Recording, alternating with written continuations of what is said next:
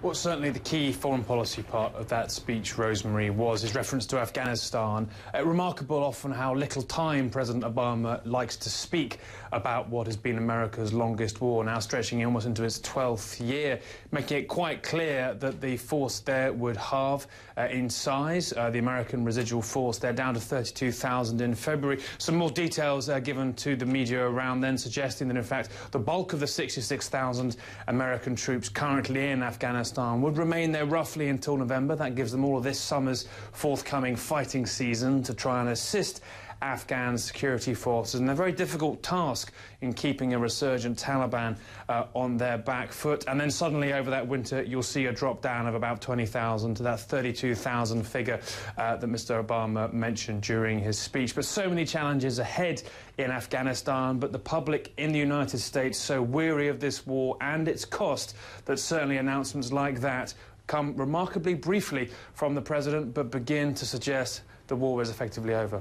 Rosemary? Yeah, Nick, it's certainly what people back in the United States want to hear, but what do you think is going to be the likely reaction in Afghanistan?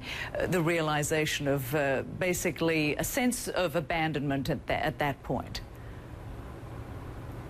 Well, certainly the Afghans have known for years this was coming, and it was kind of clear, I think, when Barack Obama suggested the turn down of the surge, that this rush to the exits would eventually be upon them. This is slightly slower than had previously been thought. As I said, it leaves a force there of a higher number than many had anticipated, and in fact, the force that will be there in the start of 2014, when America's long advertised it would be pulling out and ending its war there, is larger than many had particularly thought there could be. The talk is of potentially 9,000, no more, certainly, residual American force if the Afghan government agrees. But Afghans themselves, I think it's fair to say, are kind of torn on this.